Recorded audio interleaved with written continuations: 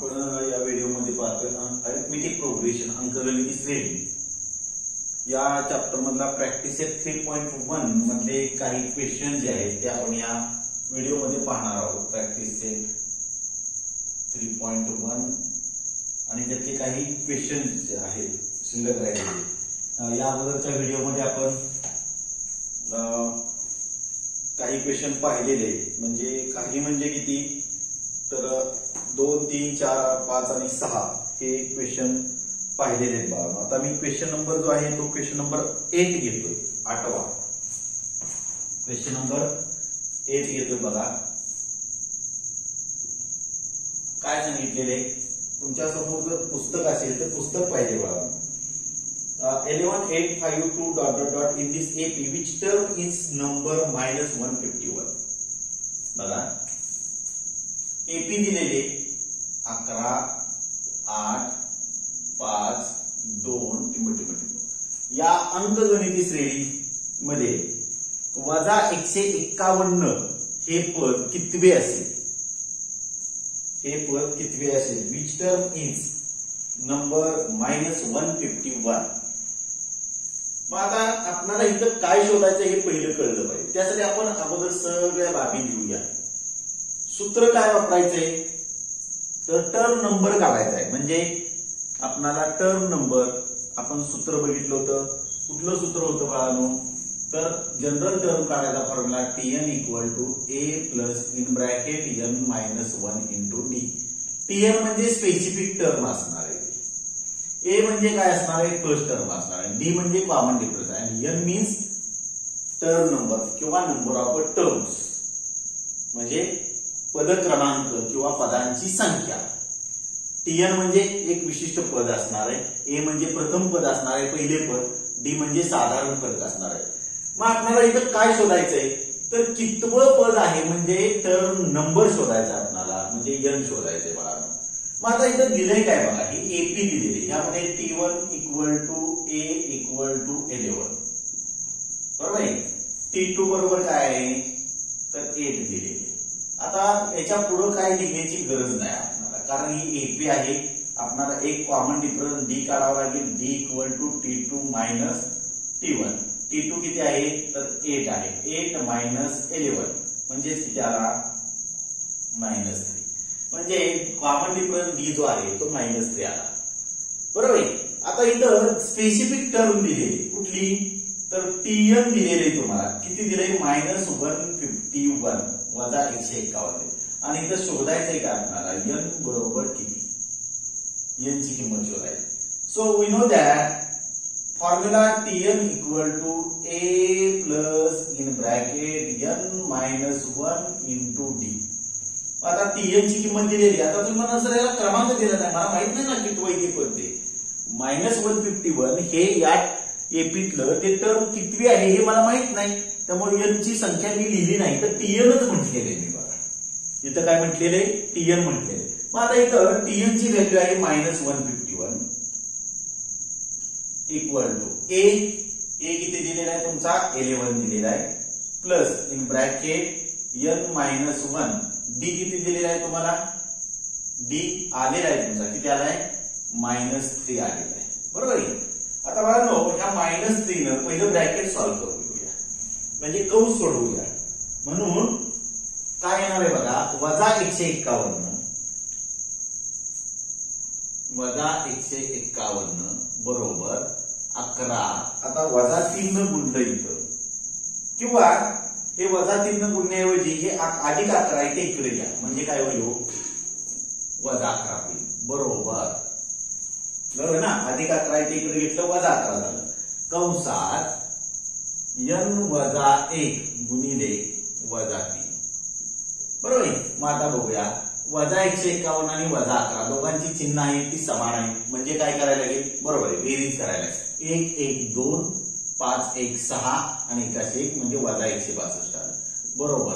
n - 1 गुणिले -3. आता हे -3 गुणाकाराच्या स्वरूपात या बाजूला येईल, या बाजूला घेऊन घेतलं तर कसं येणार आहे भागाकाराच्या स्वरूपात म्हणजे -162 भागिले -3 बरोबर n - 1. आता भाग घालूया. जातोय का बघा. 3 5 15 5 येईल आणि बाकी 1 राहिला शिल्लक. 3 चौक 12 ऋणचा भागाकार धन होईल. बरोबर आहे. बरोबर n वजा 1 वजा 1 इथे इकडे लिहूया म्हणजेच काय झालं अधिक 1 म्हणजे 54 अधिक 1 बरोबर n म्हणजे किती आलं बरोबर आहे. So -151 is 55th term. Sorry 60 दिसेल तुम्हाला ते 55th term of given AP. म्हणून दिलेल्या अंकगणिती श्रेणीचे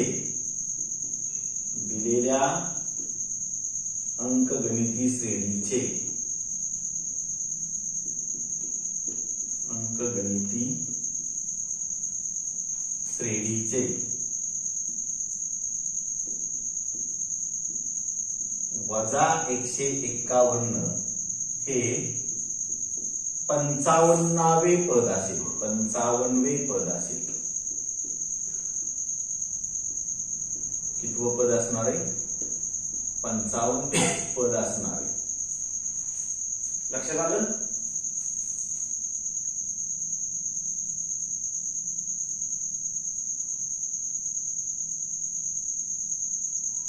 बघा लक्षात आलं का. फारसं कठीण आहे असं नाही. क्रिया कळल्या पाहिजेत. बरोबर आहे. आता आपण ह्याच्यानंतरचा बघूया. तो आता ह्याच्याशी रिलेटेड जे क्वेश्चन आहेत मी तुम्हाला सरावासाठी देईन बाळांनो. आज पण सरावासाठी तुम्हाला पाठवलेले. बरोबर आहे. ते प्रश्न तुम्ही सोडवा. कारण का सराव हा महत्वाचा आहे. इथं मी सोडवून दिलेला आहे तसं लिहून काढणं म्हणजे तुमचं शिक्षण नाही बाळांनो. तुम्ही स्वतः सोडवलं पाहिजे. क्वेश्चन नंबर 9 बघूया. आता 9वा क्वेश्चन काय दिले बघा. In the natural numbers from 10 to 250 how many are divisible by 4. बघा. In the natural numbers from 10 to 250 how many are divisible by 4 म्हणजे 10 ते 250 दरम्यानच्या अशा किती संख्या आहेत की त्यांना 4 ने भाग जातो. बरोबर आहे. So natural numbers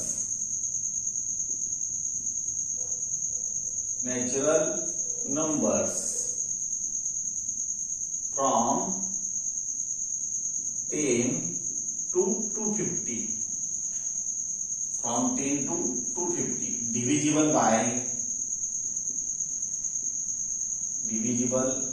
by 4 are म्हणजे 10 ते 250 दरम्यानच्या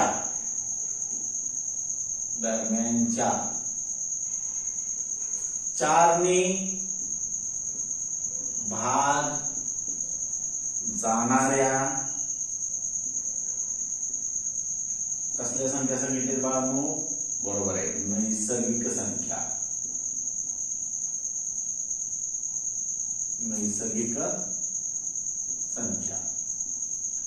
आता बाळांनो हे का लिहिले सांगा बघू.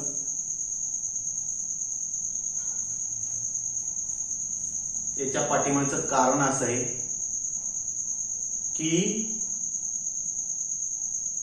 काय दिलेलं नाही तुम्हाला इथं बरोबर आहे एपी दिलेलं नाही आणि तुमचं उद्दिष्ट पहिलं आहे तो एपी लिहिण्याचं. आता 10 नंतर पुढे जाऊया. 4 न भाग जाणारी पहिली संख्या कोणती 10 नंतर 10 ला भाग जात नाही 4 न पूर्ण. 11 ला पण जात नाही. नंतर कोणती आली 12 ला 4 न भाग जातोय का 4च्या पटीत 12 आहे का आहे. म्हणजे पहिली संख्या कोणती आली 12 नंतर कोणती 16 नंतर 20. ठीक आहे. आता मधल्या संख्या मांडायची गरज नाही आपल्याला. आता 12 नंतर 16 का मांडलं बघा भाऊ. कारण ज्या संख्येनं भाग घालवतो ते कॉमन डिफरन्स मिळतो. म्हणून पहिली संख्या जर मिळाली तर त्यामध्ये ज्यानं भाग घालवला ती संख्या मिळवली की पुढची संख्या मिळते. आता पुढे 250. 250ला 4 भाग जातोय का बघा? नाही जात. 250च्या आत आलं पाहिजे बघा. पुढे जायचं नाही, दरम्यानच्या म्हणजे 249ला नाही जाणार, ती विषम संख्या आहे, ऑड नंबर आहे, हा इव्हन नंबर आहे, समसंख्या आहे, बरोबर आहे. 249च्या अगोदर आत येऊया. 249च्या 248, बरोबर आहे. 248ला भाग जाईल. आता ही झाली माझी एपी. म्हणून natural numbers from 10 to 250 divisible by 4 are 10, 16, 20 ... 248. म्हणजे 10 ते 250 दरम्यानच्या 4 ने भाग जाणाऱ्या नैसर्गिक संख्या 12, 16, 20 टिंब 248. एपी चुकली म्हणजे हे जर चुकलं तर पूर्ण उदाहरण चुकलं. म्हणून हे शोधणं गरजेचं आहे. याला सुद्धा मार्क्स आहेत, म्हणजे हे शोधणं खूप महत्वाचं आहे, बरोबर आहे. मग आता इथं एपीच्या नियमानं म्हणजे टीएलचा फॉर्म्युला वापरण्यासाठी मला डी काढला पाहिजे. तो आता डी किती आहे मला माहित आहे, परंतु तो काढून दाखवणं गरजेचं आहे. म्हणून इथं T1 बरोबर A बरोबर 12, T2 बरोबर 16 आणि हे लास्ट टर्म आहे, कितवे माहित नाही मला, म्हणून आपण त्याला टीएल म्हणूया. टीएल बरोबर 248. आता डी काढूया. So D equal to T2 minus T1 म्हणजे डी बरोबर T2 किती आहे 16 वजा 12 म्हणजे डी बरोबर किती आलं? डी बरोबर आलं 4. म्हणजे कॉमन डिफरन्स 4 आले, बरोबर. आता फॉर्म्युला टीएन माहिती आहे आपल्याला. टीएन किती आहे तर टीएन बरोबर 248 आणि शोधायचंय काय तर एकूण किती संख्या आहेत म्हणजे एन शोधायचंय आपल्याला. टर्म नंबर शोधायचे किंवा नंबर ऑफ टर्म शोधायचे म्हणजे पदांची संख्या शोधायची. एन बरोबर किती? मग फॉर्म्युला काय आहे तर टीएन बरोबर ए अधिक कंसात एन वजा ए कंस पूर्ण गुणिले डी. आता टीएन ची किंमत माहिती आहे आपल्याला किती 248 बरोबर. ए किती आहे ए 12 आहे, बरोबर आहे ना. ए किती आहे 12 अधिक कंसात एन वजा ए गुणिले डी किती आहे डी 4 आलेले. आता बघा मी काय करतोय, हे अधिक 12 आहे ते पहिले इकडे घेऊया. काल सोडवले उदाहरणाचे आपण या अगोदरच्या व्हिडिओमध्ये. 248 minus 12 equal to in bracket n minus 1 into 4. 248 वजा 12 म्हणजे किती आलं 236 बरोबर. In bracket n minus 1 into 4. 4 गुणाकाराच्या स्वरूपात आहे ते घेऊया इकडं, बरोबर आहे. भाग करायचा म्हणजे 236 divided by 4 in equal to n minus 1. 4 न भाग झाला 4 पंच 20 बरोबर आहे. बाकी किती राहिला 3. 4 9 36. 59 इक्वल टू 5 n मायनस 1. आता हे मायनस 1 आहे इकडे घेऊया म्हणजे 59 प्लस 1 इक्वल टू n म्हणजे किती आलं बरोबर 60 equal to n. So 60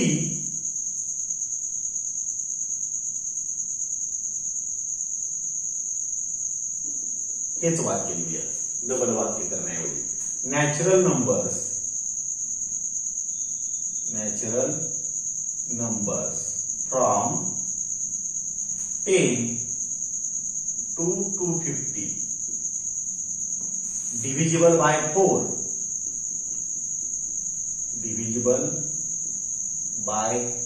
4 are किती 60. म्हणून 10 ते 250 दरम्यानच्या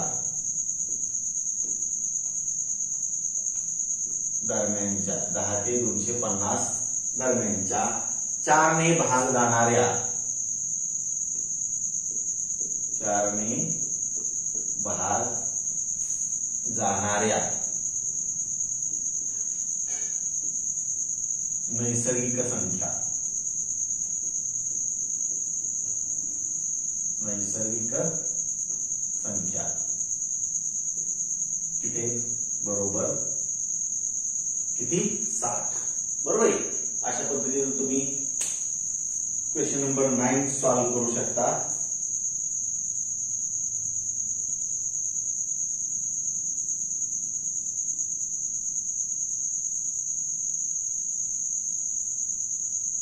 आता क्वेश्चन नंबर 10 घेऊया. काय शंका असेल आता विचारता तर येत नाही तर बघा. आता क्वेश्चन नंबर कुठला घेऊया 10 बघा. In an AP 17th term is 7 more than 10th term. Find the common difference. बघा. In an AP 17th term is 7 more than 10th term. Then find the common difference. एका अंकगणिती श्रेणीतील 17वे पद हे 10व्या पदापेक्षा 7 ने मोठे आहे तर त्यातील साधारण फरक काढा. कॉमन डिफरन्स फाइंड आउट करायचा आहे. बघा.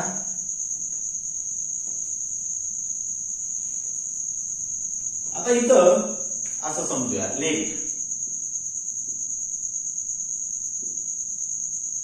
समजा काय समजूया. फर्स्ट टर्म म्हणजे पहिले पद बरोबर ए. कॉमन डिफरन्स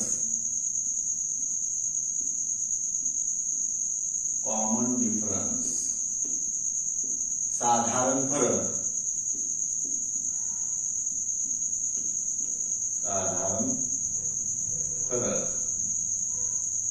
बरोबर D. So 17th term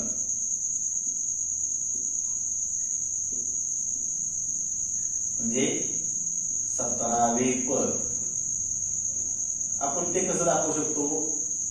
T17 बरोबर आहे. म्हणजेच n बरोबर आहे ते 17 आहे बरोबर आहे. आता ते या सूत्रात लिहूया. कुठल्या Tn बरोबर त्याचं जनरल टर्म काढूया. Tn बरोबर a अधिक कंसात n वजा 1 गुणिले d म्हणजे T17 बरोबर a अधिक कंसात 17 वजा 1 गुणिले d बरोबर आहे. म्हणून T17 बरोबर a अधिक 16 क्रमांक लिहूया 1 बरोबर आहे. आता दुसरं आहे ते म्हणजे 10th टर्म दिलेले. 10th टर्म म्हणजे 10वे पद बरोबर काय T10 म्हणजे n बरोबर काय आहे 10. मग आता इथं बाळांनो Tn चा फॉर्म्युला वापरला पाहिजे. Tn बरोबर आता इथं a अधिक कंसात n वजा 1 कंस पूर्ण गुणिले d. आता काय झालं गंमत बघा. इथं Tn माहित नाही, a माहित नाही, d माहित नाही, काहीही माहित नाही बघा. काहीही माहित नाही, काही दिलेलंच नाही बरोबर आहे. काहीही दिलेलं नाही. मग काय करता येईल बघा आता इथं. म्हणून Tn बरोबर a माहित नाही आणि n माहित आहे. किती आहे 10 वजा 1 गुणिले d म्हणजेच Tn बरोबर a अधिक बरोबर आहे 9d 9d. आता इथं 10 म्हणायला पाहिजे होतं कारण n बरोबर 10 माहित आहे आपल्याला बरोबर आहे. याला मी क्रमांक 1 दिलाय. आता याला क्रमांक देऊया 2. क्रमांक किती दिला 2. आता काय सांगितलंय बघा. कंडिशन दिलेली इथं काय दिली बघा. According to given condition.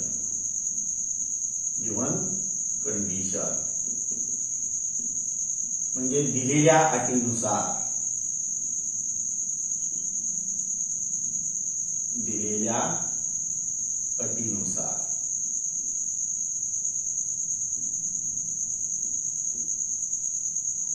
काय अट दिलेले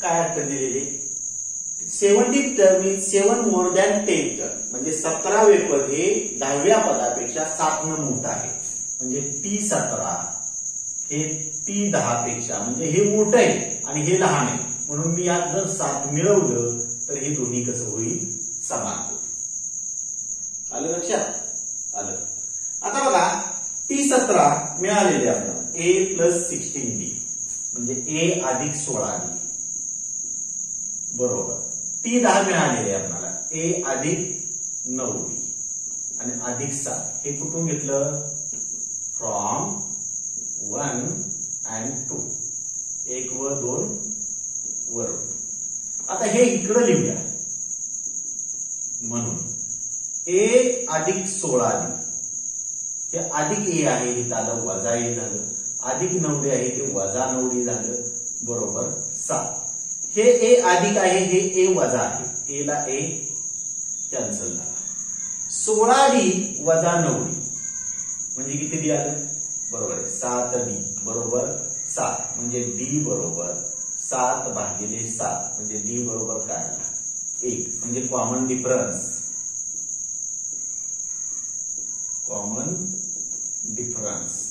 म्हणजे साधारण फरक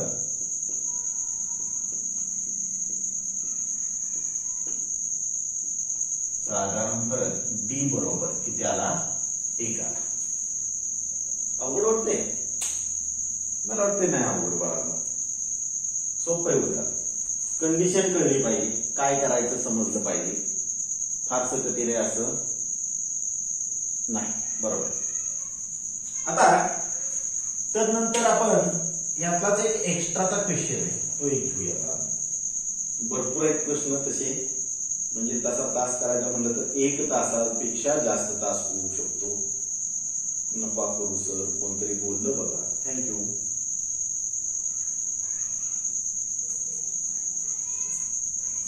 एक मिनिट मला प्रश्न शोधू द्या बाळांनो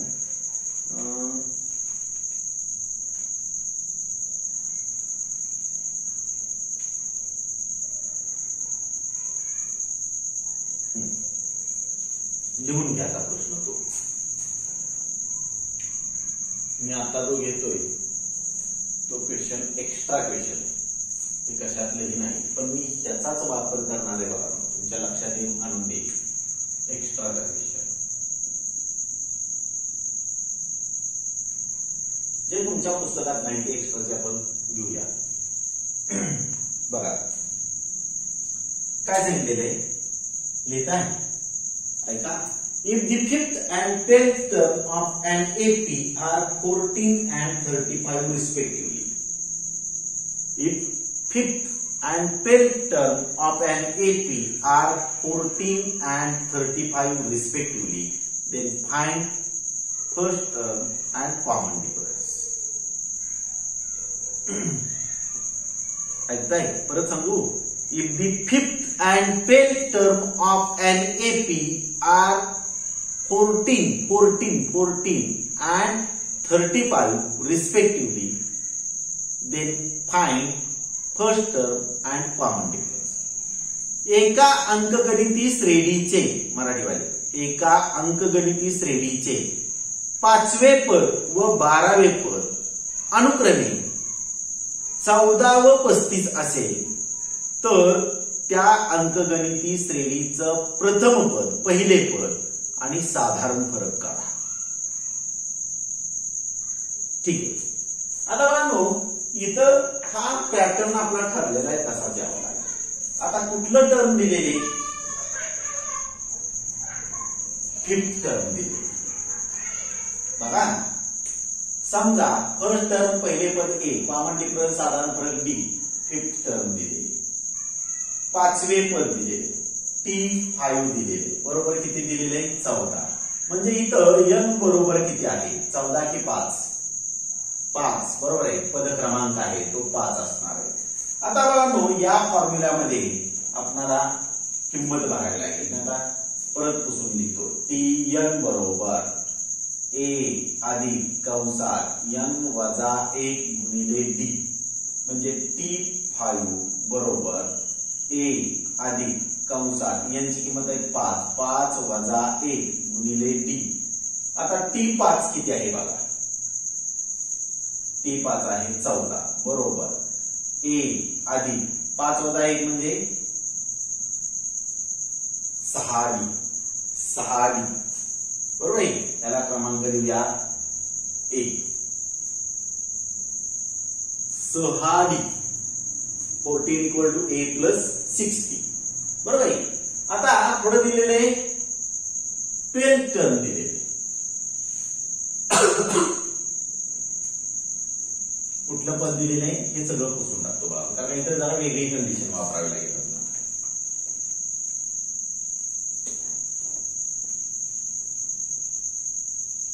चला 12th टर्म 12वे पद म्हणजे T12 बरोबर किती दिलेले तुम्हाला, बरोबर किती दिलेले 35 दिलेले. म्हणजे इथे n बरोबर किती आहे हो, बरोबर आहे 12. n बरोबर किती आहे 12. आता फॉर्म्युला Tn बरोबर a अधिक कंसात n वजा 1 कंस पूर्ण गुणिले d, म्हणजे T12 बरोबर a अधिक कंसात 12 वजा 1 गुणिले d. आता T12 दिलेले तुम्हाला किती दिलेले 35. 35 बरोबर a अधिक 12 वजा 1 म्हणजे 11. हे इक्वेशन मिळालं 2.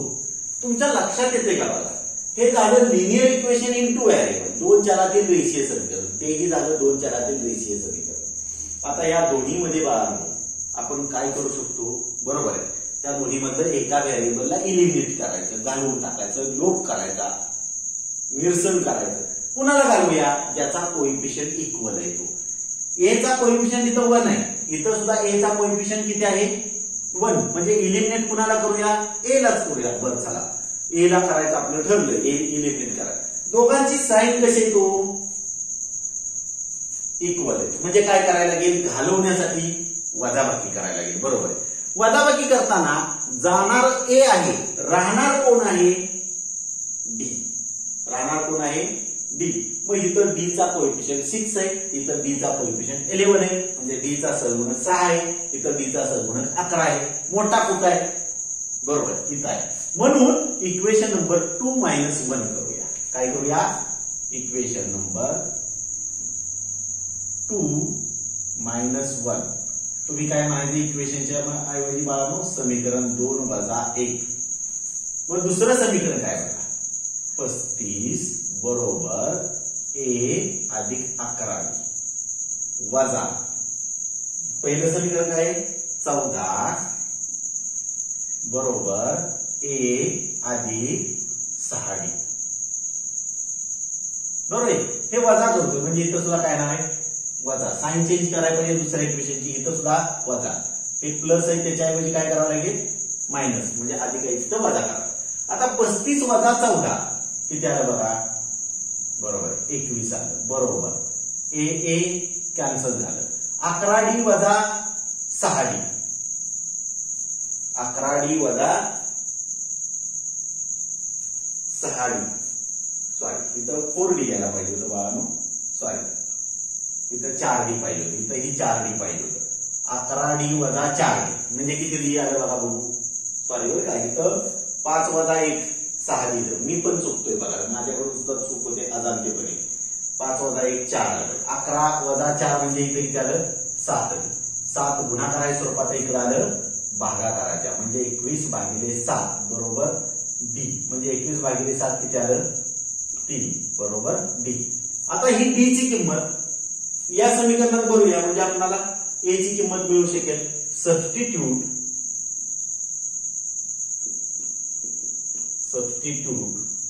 d equal to 3 in equation हा चालेल 1 बरोबर आहे. म्हणून d बरोबर 3 ही किंमत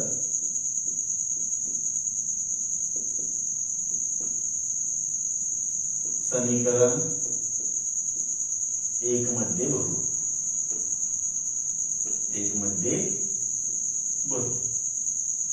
पहिलं समीकरण आहे 14 बरोबर a अधिक 4d बरोबर आहे. आता हा भाग पुसतो बाळांनो. किंमत करूया. d ची किंमत किती आहे 3 म्हणजे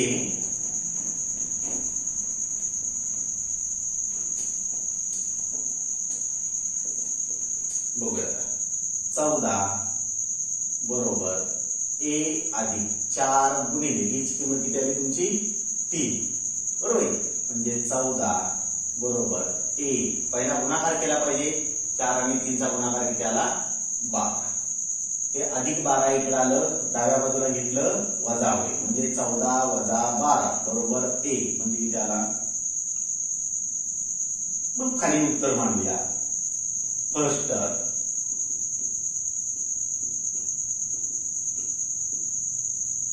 पहिले पद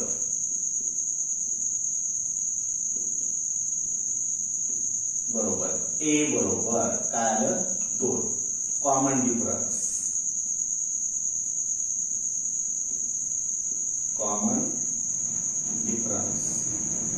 म्हणजे साधारण फरक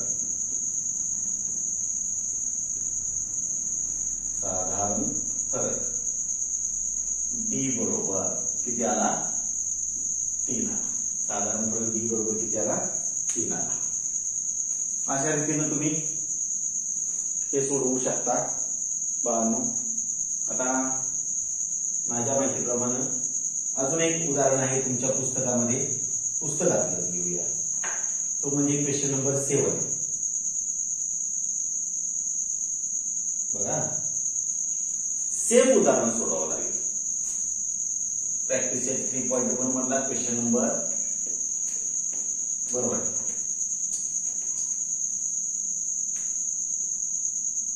प्रॅक्टिस सेट 3.1 मधला क्वेश्चन नंबर आहे तो 7. सेम आता जसं सोडवलं तसं सोडवायचंय उदाहरण. त्यात फरक येणार नाही बघा. तुमच्या लक्षात येईल. बघा काय सांगितले उदाहरण. The 11th term and the 21st term of an AP are 69, 29 respectively. Then find the 41st term. एका अंकगणिती श्रेणीचे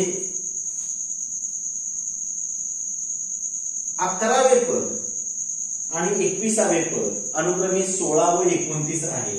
तर त्या अंकगणिती श्रेणीचे 41वे पद काढा. आता 41st टर्म जर शोधायची असेल तर मला त्या एपीचं फर्स्ट टर्म माहित असणं आवश्यक आहे आणि कॉमन डिफरन्स माहित असणं आवश्यक आहे. त्याशिवाय मी 41st टर्म काढू शकत नाही. मग ते कसं काढता येईल. लेट समजा आता फर्स्ट टर्म म्हणजे पहिले पद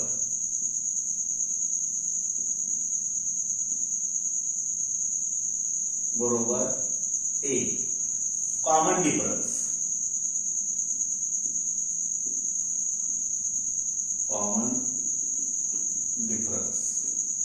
साधारण फरक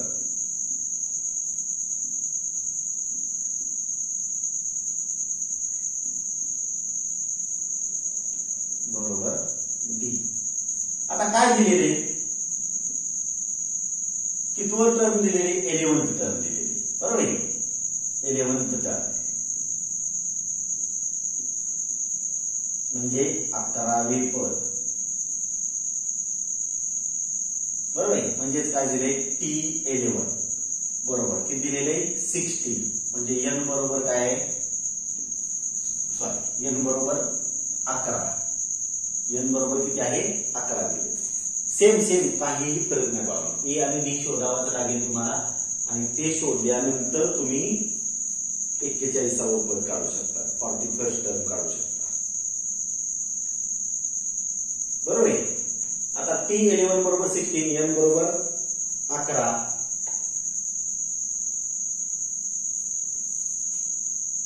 Tn चा फॉर्म्युला वापरूया. So Tn equal to A plus in bracket n minus 1 into D, म्हणजे T11 बरोबर A अधिक कंसात 11 वजा 1 गुणिले डी. T11 दिलेले आहे तुम्हाला, किती दिलेले? 16 बरोबर A अधिक 10 डी. त्याला क्रमांक देऊया 1. आता सारखं सोडवायचं, काय फरक नाही.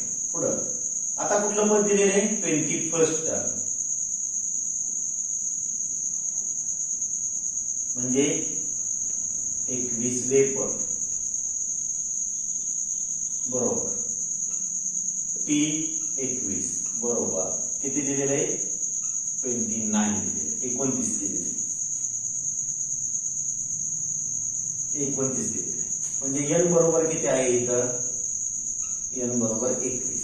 म्हणून पुन्हा फॉर्म्युला Tn बरोबर A plus in bracket n minus 1 into D. n बरोबर 21 दिलेले तुम्हाला.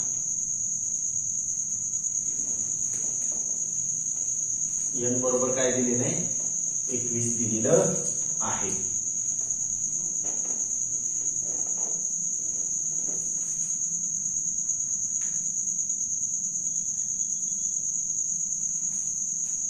मग T21 बरोबर A अधिक कंसात 21 वजा 1 गुणिले डी, म्हणून T21 किती दिलेले? 29 दिलेले. 29 बरोबर A अधिक 20 डी. त्याला क्रमांक देऊया 2. आता मागासारखं हे दोन्ही इक्वेशन सॉल्व्ह करायचे, पहिला आणि दुसरं. बरोबर, कुणाला एलिमिनेट करावं लागेल? ए ला एलिमिनेट करावं लागेल, कारण ए चे कोएफिशियंट इक्वल आहेत. एलिमिनेट करण्यासाठी, घालवण्यासाठी, ए घालवण्यासाठी आपल्याला काय करायला लागेल? बरोबर आहे, वजाबाकी करायला लागेल. कुणातून कुणाला वजा करावं लागेल? बरोबर आहे,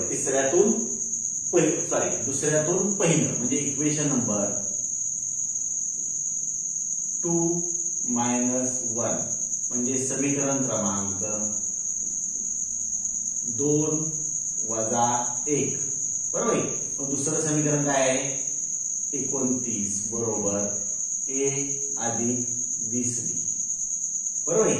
आणि पहिलं कोणतं आहे? वजा 16 बरोबर A अधिक 10 डी. वजाबाकी करतोय म्हणजे साइन चेंज करावे लागतील दुसऱ्याची, हे इथं पाहिजे सबट्रॅक्शनचं.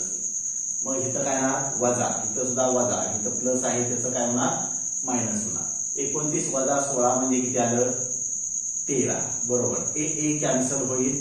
20 डी वजा 10 डी म्हणजे काय येणार आहे? 10 डी. 10 गुणाकाराच्या स्वरूपात या बाजूला आलं भागाकाराच्या स्वरूपात, म्हणजे 13 भागिले 10 बरोबर डी. आता इथं भाग घालवू नका, भाग घालवू नका, आहे तसंच ठेवा. सबस्टिट्यूट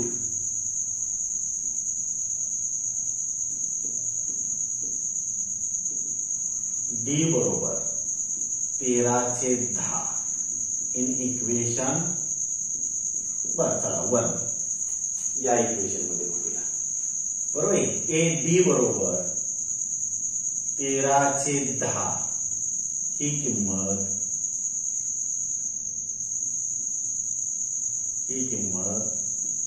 समीकरण किती मध्ये भरूया?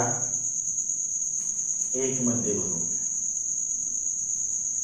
1 मध्ये भरू. आता पहिलं काय आहे? तर 16 बरोबर A अधिक 10 डी, म्हणून 16 बरोबर A अधिक 10 गुणिले डी ची किंमत काय आहे? 13/10. 10 ला 10 गेलं म्हणजे काय आलं? 16 बरोबर A अधिक 13 प्लस 13 इकडे आलं मायनस झालं, म्हणजे काय आलं? 16 मायनस 13 बरोबर 8. बरोबर आहे. आता 16 वजा 13 किती आलं? 3 आलं. So 3 equal to 8. Let us find T41. आता आपण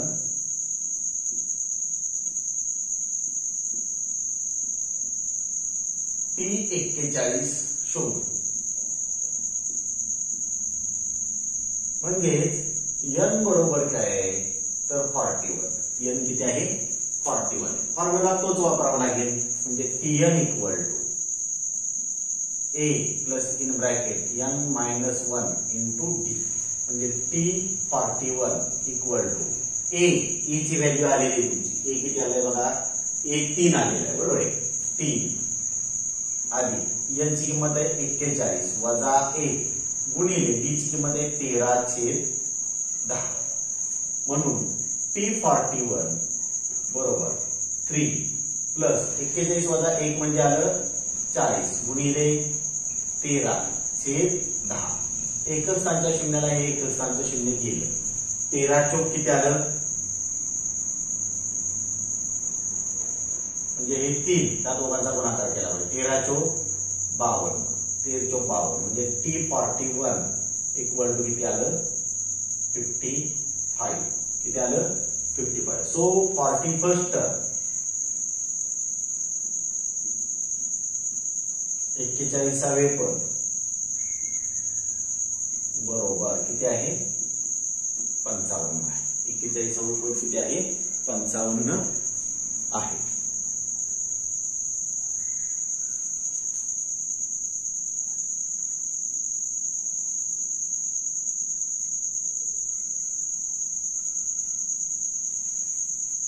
बघा 41वे पद किती आहे 55 आहे बरोबर आहे. अशा रीतीने तुम्ही हे उदाहरण सोडवू शकता. आजच्यासाठी बाळांनो धन्यवाद. आजच्यासाठी आपण थांबूया. यात अजून एक्स्ट्राची एक्झाम्पल आहे. तुमचा प्रॅक्टिस 3.1 संपलेला आहे. यातली अजून एक्स्ट्राची काही एक्झाम्पल आहेत. एकसारखी असतील ती एक्झाम्पल तुम्हाला घरी सोडवायला देतो आणि जे नाविन्यपूर्ण असेल नवीन ते मी पुढच्या व्हिडिओमध्ये घेतो. आजच्यासाठी आपण धन्यवाद घेऊया. धन्यवाद. थांबूया आणि पुन्हा सांगतोय तेच चॅनेलला लाईक करा, सबस्क्राईब करा, बेल आयकॉनला क्लिक करा आणि आवडला व्हिडिओ तर तुम्ही तुमच्या मित्रांना सुद्धा शेअर करू शकता. करा, अवश्य करा. आजच्यासाठी हा तास इथंच थांबूया. धन्यवाद. Have a good day.